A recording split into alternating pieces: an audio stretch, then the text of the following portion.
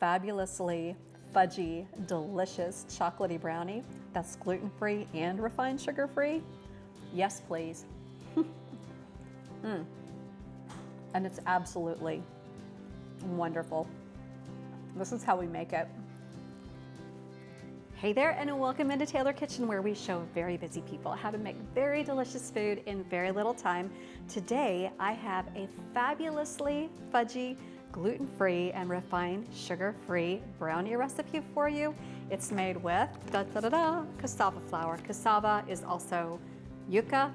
It's from South America. It's a tuber, and it's gluten-free, and it doesn't have the gritty texture of some one-to-one gluten-free flours or like a rice flour. It's got a nice smooth texture, so it makes for a really good fudgy brownie. And the recipe is very simple.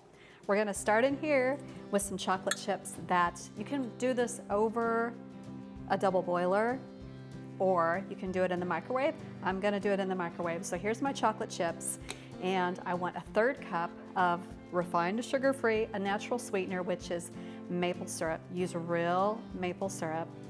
Don't buy Mrs. Butterworth's, because that's truly all the sweetness that you need in this delicious brownie recipe. Then I'm going to add coconut oil. Now, coconut oil is soft at room temperature, and it melts very, very quickly. But like that, we're gonna use a 1/4 cup of coconut oil in here.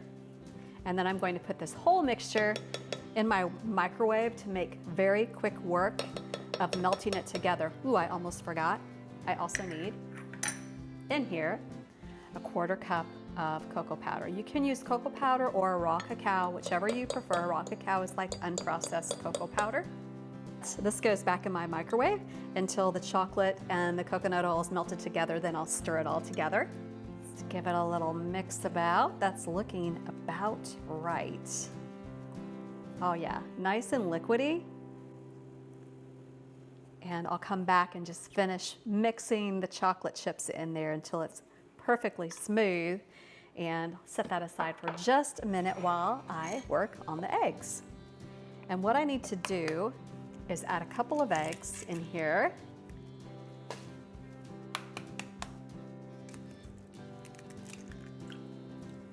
To those eggs, I want to add vanilla paste. I always use vanilla paste instead of an extract. It's just loaded with extra vanilla flavor. It's fabulous.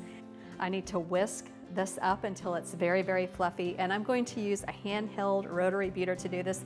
You can do it with a whisk, you can do it with an electric handheld mixer. I'm just going to use this little contraption until these eggs are super fluffy and pale yellow. You can see how airy those got. This makes very quick work of it. I will link this rotary beater below just in case you're interested. We're almost there. I'm gonna put that aside while I work on the dry mixture, which is just the cassava flour, and you only need a 1/4 cup, just like that. And to that, I'm simply adding baking soda and salt. Just give it a little mix. And this is cooled down a bit. I don't want to add it when it's still too hot to the eggs, because it will cook the eggs before they have a chance to do their thing and rise these brownies a little bit in the oven. So now, just going to add that and kind of give it a whisk as I do so, mixing it all together. And then I'm going to use my spatula to get every little last bit out of this, because I want all that chocolatey goodness. Another little mix with my little whisk. Now I just add the cassava flour to the chocolate and egg mixture and mix it with a spatula. Now I have a pan. 8 by 8 is the perfect size. I think this pan might be a 9 by 9, so my brownies are gonna be just a little bit thinner than if you had an 8 by 8 pan, but they still work out perfectly well. I have overlapping sheets of parchment paper to make sure I can pull them out very easily. All I do is pour that brownie batter in here. Oh, brownies are so easy. You can just whip them up in no time. If you've got people coming over, kind of last minute and you're like, man, I didn't know what to do for dessert, pull out some brownies. Make some brownies. It takes no time at all, and pretty much everybody likes them. If you have a little ice cream on hand, coffee ice cream with brownies, vanilla ice cream with brownies, or a little whipped cream, it makes your brownies super special. I just need to spread that brownie batter around, get it as evenly as possible, and then extra chocolate. We're just going to sprinkle on another 1/4 cup or more of chocolate chips. Okay, it's more. I do love chocolate. Okay, then this simply goes into a 350 oven for about 20 minutes, and you're ready for the most delicious fudgy, gluten-free, refined sugar-free brownies you've ever had. Look at that pan of brownies out of the oven, and I've let it cool a bit. It's still warm, but not too hot to handle. And I love that I used the overlapping sheets of parchment because it makes it so easy to pull out of the pan. Then all you need to do, obviously, is slice these up.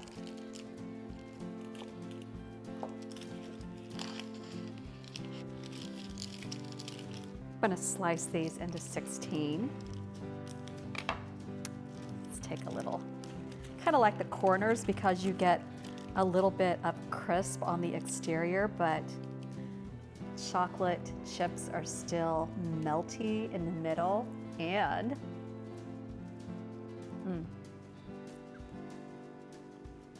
totally delicious. I love that we can have a gooey fudgy brownie and know that they're gluten-free and refined sugar-free. So delicious and so easy to make. Check out the easy recipe. It's on tkfoodie.com. You'll be glad you made these. Hey there, if you haven't yet, please take a moment to subscribe and turn on notifications to our YouTube channel. Click that bell icon below to make sure you get all the latest from us, and give us a thumbs up and leave a comment. We love to hear from you, and let us know what you want us to make next on TaylorKitchen. Who knows that your recipe won't be featured. But also, check us out at tkfoodie.com. We have lots of great information and all the recipes for you there. See you next time.